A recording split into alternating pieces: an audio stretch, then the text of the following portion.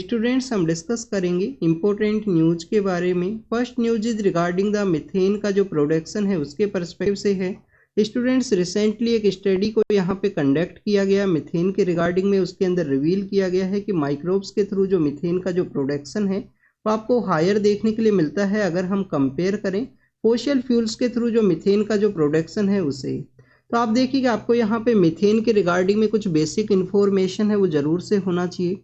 Students अगर हम methane का जो कंसंट्रेशन है उसके पर्सपेक्टिव से डिस्कस करें तो आपको मीथेन का जो प्रोडक्शन है जो कंसंट्रेशन है वो इंक्रीजिंग वे में देखने के लिए मिलता है 90s का जो एरा है वहां तक। आप देखिए कि 90s से लेकर 2007 तक जो मीथेन का जो कंसंट्रेशन है वो आपको एक स्टेबलाइज सिचुएशन के अंदर देखने के लिए मिलेगा। और यहाँ पे 2007 के बाद से आप देखिए कि मीथेन का जो कंसंट्रेशन है वो यहाँ पे इंक्रीज हुआ है एटमॉस्फेयर के अंदर में।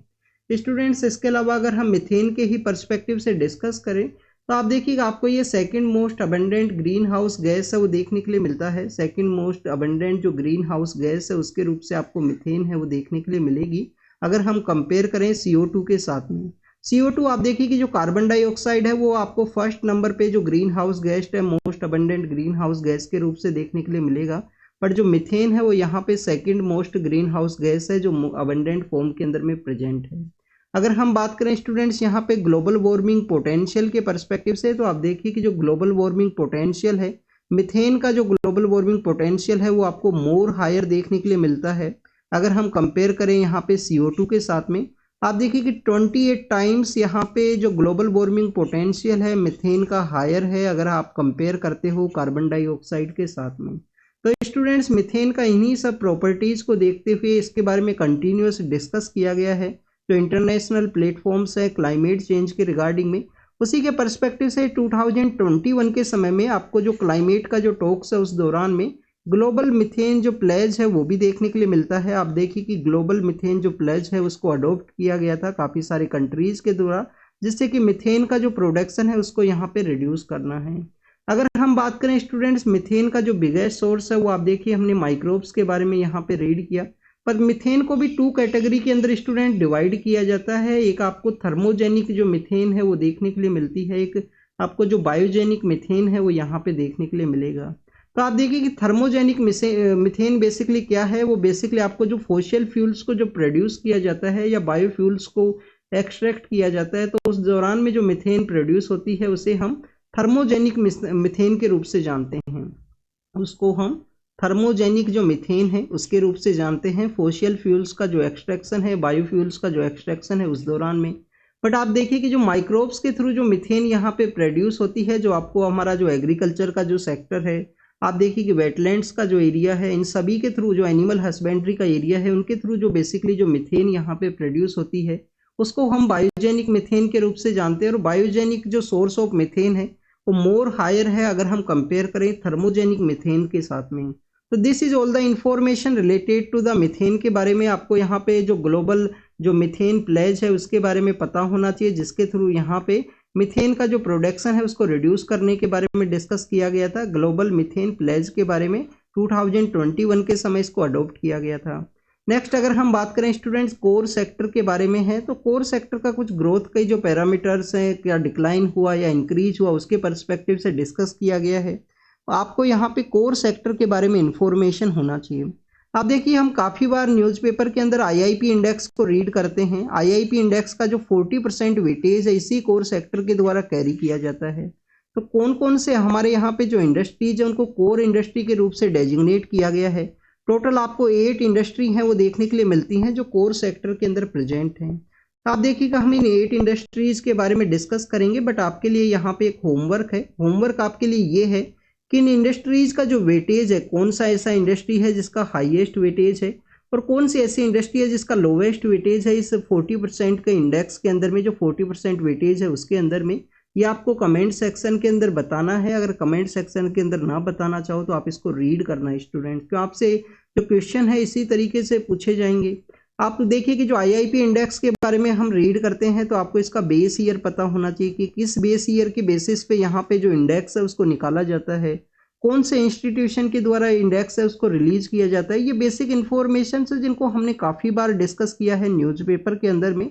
अगर आपने कंटिन्यूस 1 मंथ 2 मंथ या 6 मंथ के आसपास न्यूज़पेपर्स को फॉलो किया है, तो हमने इन सभी चीज़ों को डिस्कस किया है।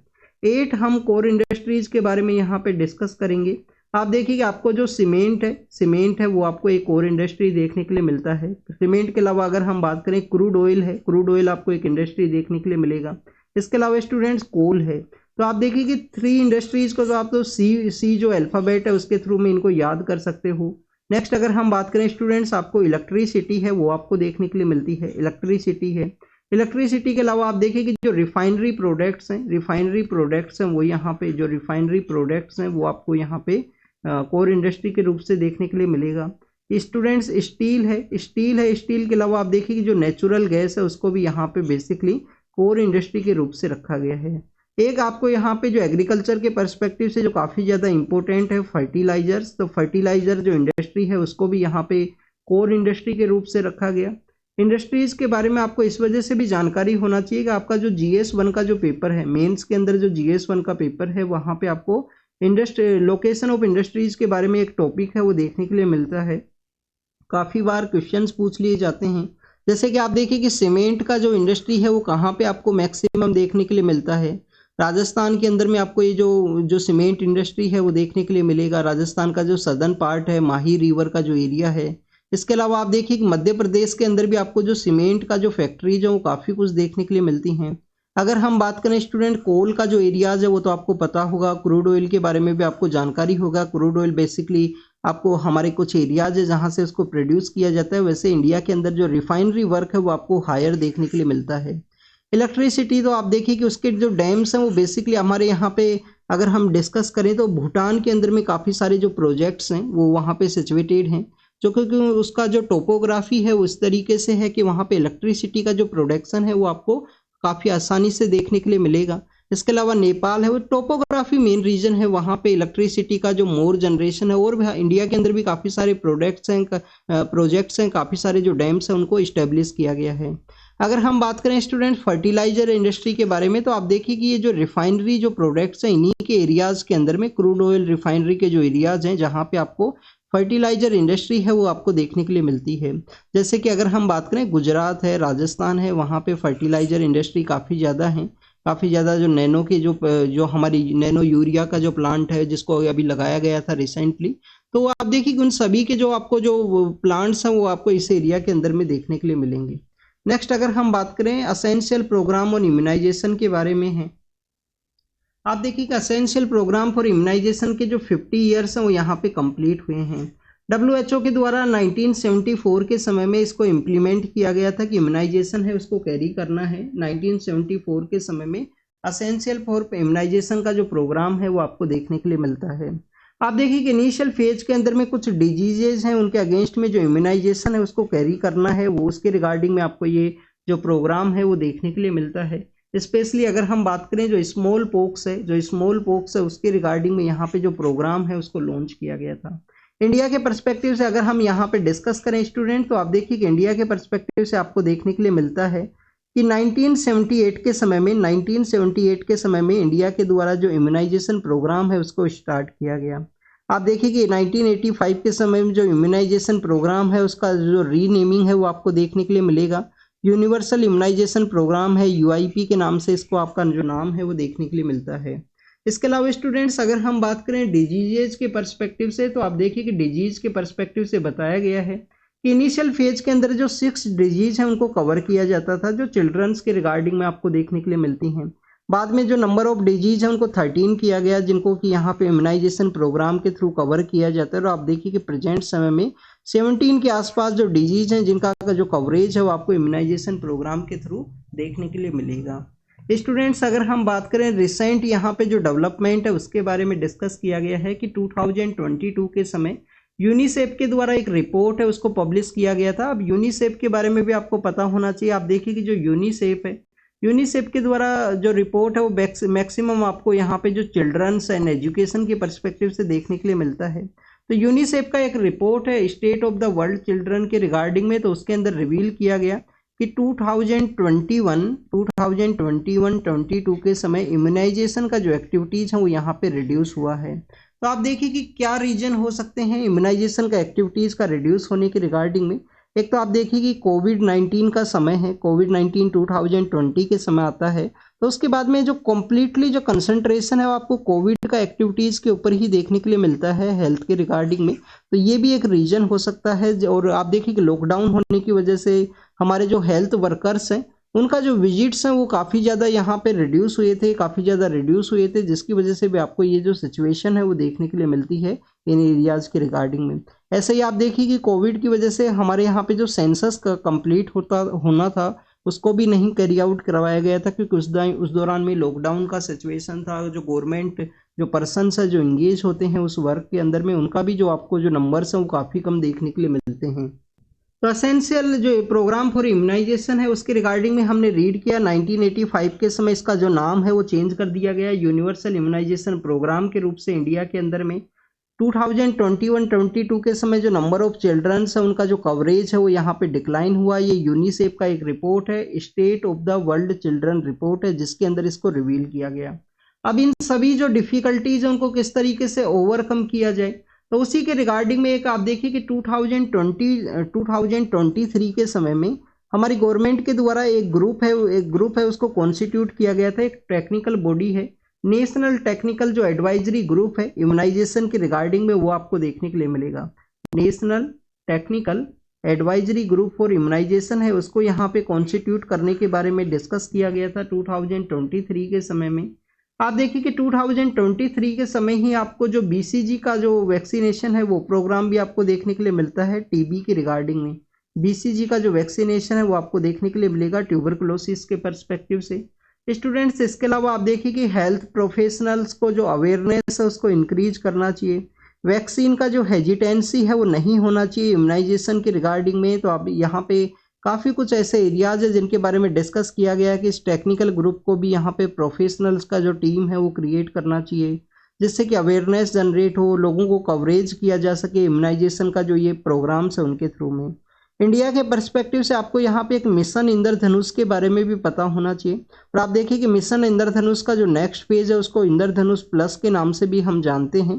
तो मिशन इंद्रधनुष के बारे में आपको यहाँ पे जानकारी होना चाहिए। उसके थ्रू भी काफ़ी सारी जो डिजीज हैं उनके रिगार्डिंग में आपको जो इम्यूनाइजेशन का जो एक्टिविटीज़ है वो देखने के लिए मिलती हैं।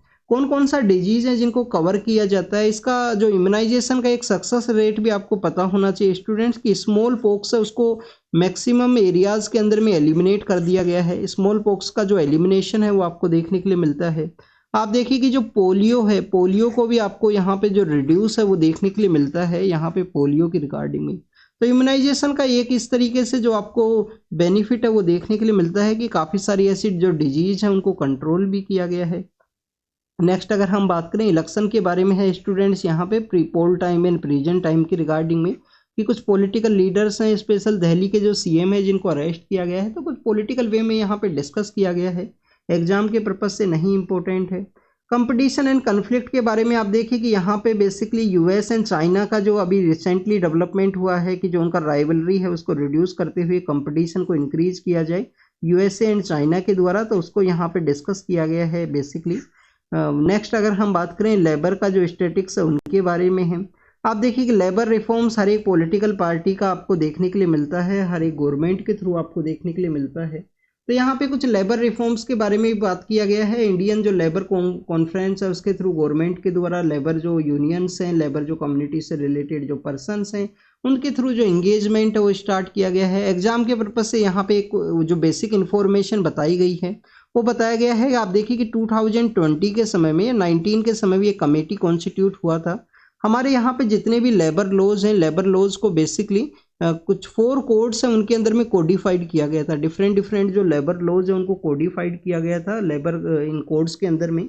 उसी कोडिफिकेशन के प्रोसेस के अंदर में आपको एक इंडस्ट्रियल कोड आपको देखने के लिए मिलता है। आप देखिए कि इंडस्ट्रियल कोड के अंदर में बेसिकली जो इलीगल कर दिया गया था स्ट्राइक्स को, कि अगर ट्रेड यूनियंस के द्वारा स्ट्राइक को कैरी आउट किया जाएगा, ट्रेड यूनियंस के द्वारा जो स्ट्राइक है उसको कैरी आउट किया जाएगा, तो उसको यहाँ पे बेसिकली इलीगल है वो डिक्लेयर कर दिया गया था। फाइन भी वहाँ पे लगाया जाएगा। तो आप देखिए कि इस तरीके से कुछ एक्ट्स हैं जिसका कि काफ़ी ज़्यादा यहाँ पे जो प्रोटेस्ट है, अपोज है, वो किया गया था ट्रेड यूनियंस के द्वारा कि यहाँ पे जो ट्रेड यूनियंस का जो वैल्यू है वो कम्प्लीटली डिक्लाइन होगा। स्टूडेंट, ट्रेड यूनियंस का जो डेवलपमेंट है उसके बारे में भी आपको पता होना चाहिए। आप देखिए कि हमारा जो कॉलोनियल एरा का जो समय है, हमारा जो आज़ादी फ्रीडम स्ट्रगल का जो समय है, उस समय में आपको ऑल इंडिया जो ट्रेड यूनियन कांग्रेस है, ऑल इंडिया जो ट्रेड यूनियन कांग्रेस है वो देखने के लिए मिलती है। किनका लीडरशिप के अंदर इसको बनाया गया था all India trade union Congress को? 1920s के समय में आप देखिए कि आपको यहाँ पे जो लाला लाजपत राय हैं उनका लीडरशिप के अंदर में all India trade union Congress है वो देखने के लिए मिलता है। इसके जो फर्स्ट जो सेक्रेटरी हैं वो कौन हुआ करते थे, इस तरीके से भी आपको इन्फॉर्मेशन है वो पता होनी चाहिए all India trade union Congress के बारे में। स्टूडेंट्स, इसी समय में आपको एक ऑल इंडिया जो किसान मूवमेंट्स हैं वो भी देखने के लिए मिलते हैं 1920s के एरा के समय में, तो उनके बारे में भी आपको पता होना चाहिए। तो लेबर स्टैटिक्स के बारे में यही डिस्कस किया गया है स्टूडेंट्स यहाँ पे कि 20 का जो कोडिफिकेशन है जिसके अंदर जो ट्रेड यूनियंस का जो स्ट्राइक है उसको यहाँ पे इलीगल बता दिया गया था, फाइन्स उनके ऊपर इम्पोज किए जाएंगे इस तरीके से। नेक्स्ट अगर हम बात करें स्ट्रीट वेंडर्स के एक्ट के बारे में है। आप देखिए कि स्ट्रीट वेंडर्स किसी भी जो अर्बन एरिया है हमारी कंट्री के अंदर में उसके जो ग्रोथ है उसके अंदर में प्रमोट किया करते हैं। ग्रोथ के अंदर उनका जो कंट्रीब्यूशन है वो आपको देखने के लिए मिलता है। बट काफ़ी बार ऐसा एक मिसकंसेप्शन आपको देखने के लिए मिलेगा कि जो स्ट्रीट वेंडर्स हैं उनको किसी भी अर्बन एरिया का जो ऑब्स्टैकल है उसके रूप से देखा जाता है। 2014 के समय में एक स्ट्रीट वेंडर्स के रिगार्डिंग में एक एक्ट है वो इस्टेब्लिशमेंट में आता है। तो उसी के पर्सपेक्टिव से यहाँ पे स्ट्रीट वेंडर्स के बारे में डिस्कस किया गया है कि हमारा जो प्रेजेंट कोई भी अर्बन एरिया है उस अर्बन एरिया का 2.5% जो पॉपुलेशन है उसको ये कॉन्स्टिट्यूट करते हैं जो हमारे स्ट्रीट वेंडर्स हैं। इनके द्वारा काफ़ी सारे सेक्टर्स के अंदर कंट्रीब्यूट किया जाता है, चाहे वेजिटेबल का एरिया हो चाहे वाटर के रिगार्डिंग में, क्योंकि आप देखिए अर्बन एरियाज के अंदर में वाटर है वो भी यहाँ पे सप्लाई किया जाता है। वाटर का जो वर्क है जो फिल्टर वाटर है वो आपको एक कॉन्सेप्ट देखने के लिए मिलता है। इसके अलावा स्टूडेंट्स हर एक एरिया के अंदर इनका कंट्रीब्यूशन आपको देखने के लिए मिलेगा, 2.5% इनका कंट्रीब्यूशन हुआ करता है। आप देखिए कि यहाँ पे बेसिकली कुछ इस स्ट्रीट वेंडर एक्ट को किस तरीके से अच्छे से इम्प्लीमेंट किया जाए उसके रिगार्डिंग में कुछ प्रॉब्लम्स के पर्सपेक्टिव से डिस्कस किया गया है कि मेनली जो स्ट्रीट वेंडर्स को जो प्रॉब्लम्स देखने के लिए मिलती हैं वो आपको देखने के लिए मिलती हैं एडमिनिस्ट्रेशन के वे में जो प्रॉब्लम्स हैं, जिसके अंदर बेसिकली इनको जो हरेसमेंट फेस करना होता है लोकल लेवल के ऊपर में, पुलिस ऑफिसर्स हैं, लोकल जो पुलिस ऑफिसर्स हैं उनके द्वारा। एविक्शन का जो प्रॉब्लम है वो भी आपको काफ़ी बार देखने के लिए मिलता है। तो इनका जो प्रॉब्लम्स है एक तो हरेसमेंट का प्रॉब्लम है, हरेसमेंट के अलावा आप देखिए कि एविक्शन का एक प्रॉब्लम है वो आपको देखने के लिए मिलेगा। तो ये एडमिनिस्ट्रेटिव लेवल के ऊपर इस तरीके का प्रॉब्लम्स इनको देखने के लिए मिलेगा। सेकंड अगर हम बात करें स्टूडेंट्स गवर्नमेंट लेवल के ऊपर में जो अर्बन लोकल बॉडी है, जो अर्बन लोकल बॉडी है उसको पावर दिया गया है स्ट्रीट वेंडर एक्ट है उसके इम्प्लीमेंटेशन के रिगार्डिंग में। पर अर्बन लोकल बॉडी जो 3 टायर का जो सेक्टर्स है उनके पास में ऑलरेडी जो फंड का जो कमी आपको देखने के लिए मिलता है। 3F का एक प्रॉब्लम हुआ करता है हमारे 3 टायर का जो गवर्नमेंट्स हैं उनके रिगार्डिंग में कि उनके पास में फंड भी नहीं है, फंक्शंस भी नहीं है और जो फंक्शनरीज हैं उनका भी जो विल पावर है वो नहीं देखने के लिए मिलेगा। तो इस तरीके से गवर्नेंस सेक्टर है वहाँ पे भी प्रॉब्लम है कि अर्बन लोकल बॉडीज है वो यहाँ पे एक वीक सिचुएशन के अंदर हैं। थर्ड अगर हम बात करें स्टूडेंट सोसाइटल लेवल के रिगार्डिंग में, तो आप देखिए कि सोसाइटल लेवल के ऊपर में जो स्ट्रीट वेंडर्स हैं उनको एक ऑब्स्टेकल के रूप से देखा जाता है किसी भी अर्बन एरिया के अंदर में, बट वो वहाँ पे ग्रोथ का प्रमोटर है, अर्बन एरिया का जो सर्वाइवल है उसके लिए काफ़ी ज़्यादा उनका इम्पोर्टेंट रोल है। तो गवर्नमेंट यहाँ पे क्या करना चाहिए स्ट्रीट वेंडर एक्ट को और भी ज़्यादा स्ट्रेंथन करने के रिगार्डिंग में, आप देखिए कि 2020 के समय गवर्नमेंट के द्वारा PM सेवा निधि नाम का एक स्कीम है उसको लॉन्च किया गया था। हमारे जो स्ट्रीट वेंडर्स हैं उनको जो माइक्रो क्रेडिट है वो यहाँ पे ग्रांट करने के रिगार्डिंग में आप देखिए कि अपना जो माइक्रो क्रेडिट है वो रिसीव कर सकते हैं स्ट्रीट वेंडर्स इस PM सेवा निधि नाम का जो स्कीम है उसके थ्रू में। तो PM सेवा निधि के बारे में आपको पता होना चाहिए, मिनिस्ट्री ऑफ अर्बन डेवलपमेंट है, अर्बन का जो मिनिस्ट्री है उसके द्वारा आप देखिए कि बेसिकली यहाँ पे जो स्ट्रीट वेंडर्स की जो भी प्रॉब्लम्स है उनको स्ट्रेंथन करने का ज़रूरत है, उनको कोई भी हरेसमेंट ना हो, एविक्शन का प्रॉब्लम ना हो, अर्बन लोकल बॉडी को स्ट्रेंथन करना चाहिए, प्रॉपर फंड्स है उनको अलोकेट करना चाहिए और सोसाइटल लेवल के ऊपर भी यहाँ पे जो चेंजेस का ज़रूरत है कि ये यहाँ पे बेसिकली अर्बन एरिया के ग्रोथ के प्रमोटर हैं। रीडिस्ट्रीब्यूशन ऑफ वेल्थ है, आप देखिए कि पॉलिटिकल डिबेट काफ़ी कुछ देखने के लिए मिला है इसके रिगार्डिंग में इलेक्शन के दौरान में, तो हम कुछ बेसिक इन्फॉर्मेशंस को डिस्कस करेंगे। प्रेजेंट डेवलपमेंट क्या है, सुप्रीम कोर्ट के द्वारा एक यहाँ पे जो बेंच है उसको कॉन्स्टिट्यूट किया गया है सुप्रीम कोर्ट के द्वारा इस रीडिस्ट्रीब्यूशन ऑफ वेल्थ है। इसके अलावा आप देखिएगा आर्टिकल जो 39B है उन सभी को एग्जामिन किया जाएगा उनके द्वारा। 9 जजेस का जो बेंच है वो वहाँ पे कॉन्स्टिट्यूट हुआ है। तो ये आपको प्रेजेंट जो डेवलपमेंट है वो देखने के लिए मिलता है। हम बेसिक्स के बारे में डिस्कस करें तो स्टूडेंट्स जो हमारा प्रियम्बल है, हमारे कॉन्स्टिट्यूशन का जो प्रियम्बल है वो आप देखिए कि हमारे जो सिटीजन्स है उनको सिक्योर करता है, जस्टिस आपको यहाँ पे प्रोवाइड करता है, सॉरी सोशल इकोनॉमिक जस्टिस है वो प्रोवाइड करता है, लिबर्टी एंड इक्वलिटी है वो भी प्रोवाइड करता है हमारा जो प्रियम्बल है। तो आप देखिए कि जस्टिस भी यहाँ पे प्रोवाइड करने के बारे में डिस्कस किया गया है, लिबर्टी एंड इक्वलिटी है उसके बारे में भी, लिबर्टी है इक्वलिटी है वो यहाँ पे प्रोवाइड किया जाएगा। जस्टिस किस तरीके से आपको सोशल एंड इकोनॉमिक वे में जो जस्टिस है वो देखने के लिए मिलेगा। नेक्स्ट अगर हम बात करें स्टूडेंट्स पार्ट 3 के बारे में, हमारा जो प्रियम्बल है, हमारा जो कॉन्स्टिट्यूशन है उसके पार्ट 3 के बारे में बात करें, जो FR है फंडामेंटल राइट है, तो आप देखिए कि पार्ट 3 के अंदर भी यहाँ पे गारंटी दिया गया है लिबर्टी का, इक्वलिटी का। लिबर्टी और इक्वलिटी का जो गारंटी है वो आपको देखने के लिए मिलता है पार्ट 3 के अंदर भी। नेक्स्ट अगर हम बात करें स्टूडेंट्स पार्ट 4 के बारे में, तो आप देखिए कि जो पार्ट 4 है जिसको कि हम DPSP के रूप से जानते हैं, DPSP के अंदर भी यहाँ पे जो प्रोमिस किया गया है कि स्टेट का एक रेस्पॉन्सिबिलिटी है कि कंट्रोल एंड ओनरशिप है जो उसको यहाँ पे उसके रिगार्डिंग में जो पॉलिसी है उसको फ्रेम किया जाए, मटेरियल रिसोर्सेज का जो कंट्रोल है, ओनरशिप है, उसी के पर्सपेक्टिव से। तो स्टूडेंट्स ये हमारा यहाँ पे सेंट्रल एंड स्टेट गवर्नमेंट का रेस्पॉन्सिबिलिटी है कि सोशल एंड इकोनॉमिक जस्टिस है उसको बेसिकली यहाँ पे एक मेन प्रिंसिपल के रूप से यूज किया जाए, सोशल एंड इकोनॉमिक जस्टिस को एक मेन प्रिंसिपल के रूप से यहाँ पे यूज किया जाए। स्टूडेंट्स यहाँ सुप्रीम कोर्ट का जो जजमेंट है उसके बारे में डिस्कस किया गया है कि 1978 के समय में सुप्रीम कोर्ट के द्वारा आप देखिए कि यहाँ पे फंडामेंटल राइट एंड DPSP का जो रिलेशन है उसको इंटरप्रेट किया गया था डिफरेंट केसेस के अंदर में। उसी के थ्रू आपको देखने के लिए मिलेगा कि जो राइट टू प्रॉपर्टी का जो कॉन्सेप्ट है जो कि आर्टिकल 300A के अंदर में उसको इंसर्ट कर दिया गया, उसको एज ए कॉन्स्टिट्यूशनल राइट के रूप से चेंज कर दिया गया है जो पहले फंडामेंटल राइट के रूप से हुआ करता था। और रिसेंटली सुप्रीम कोर्ट के द्वारा 9 जज का जो बेंच है उसको कॉन्स्टिट्यूट किया गया है जिससे कि DPSP को यहाँ पे इंटरप्रेट किया जा सके। स्टूडेंट्स आपको यहाँ पे कुछ बेसिक इंफॉर्मेशन जो रीड करनी है, आर्टिकल 31A के बारे में आपको पता होना चाहिए, 31B के बारे में एंड 31C के बारे में आपको जानकारी होना चाहिए। क्या in article 31A, B and C के अंदर अमेंडमेंट भी देखने के लिए मिला है? तो आप देखिए A एंड B के अंदर में फर्स्ट कॉन्स्टिट्यूशन अमेंडमेंट एक्ट के थ्रू जो अमेंडमेंट है वो आपको देखने के लिए मिलता है, और 31C के अंदर में जो बेसिकली आपको जो अमेंडमेंट है वो 25 कॉन्स्टिट्यूशन अमेंडमेंट एक्ट के थ्रू देखने के लिए मिलेगा।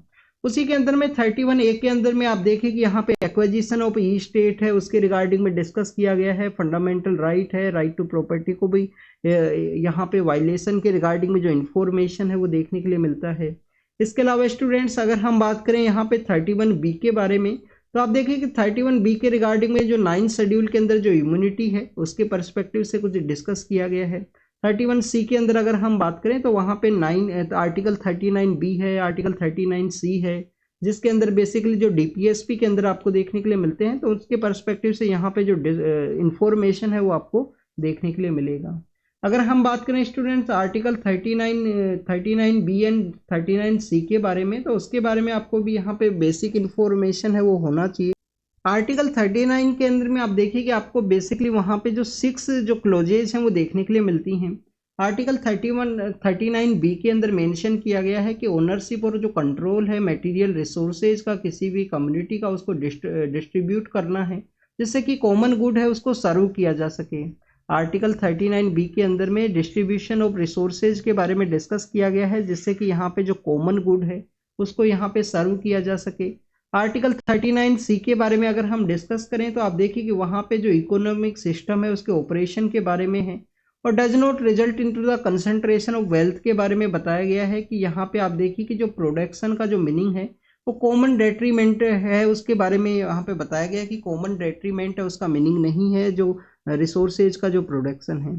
तो this is all the information redistribution of wealth के बारे में है, इन कुछ आर्टिकल्स के बारे में आपको इन्फॉर्मेशन होना चाहिए। नेक्स्ट अगर हम बात करें ट्रम्प के पर्सपेक्टिव से है, एग्जाम के लिए नहीं इम्पोर्टेंट है।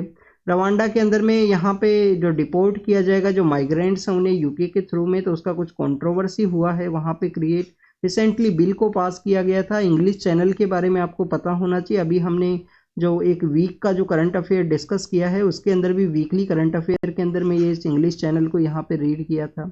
बाइडेन एडमिनिस्ट्रेशन के द्वारा आप देखिए कि मैरिजुआना है उसका बेसिकली एक सीरियस क्राइम के रूप से उसको चेंज किया गया है। एग्जाम के पर्पज से ये भी इम्पोर्टेंट नहीं है। आप देखिए कि एग्जाम के पर्पज से यहाँ पे साउथ एशिया का जो डायस्पोरा है उसको मोबिलाइज करने का कोशिश किया गया है प्रेसिडेंट इलेक्शन के दौरान में, तो उसको यहाँ पे डिस्कस किया गया है। तो this is all the information related to the today's newspaper. आप इसको रीड कीजिए, रिवाइज कीजिए, जो भी इंफॉर्मेशन आपको मिला हो उसको नोट डाउन जरूर से कीजिए और उसको रेगुलरली रिवाइज कीजिए। तो thank you students, thank you very much.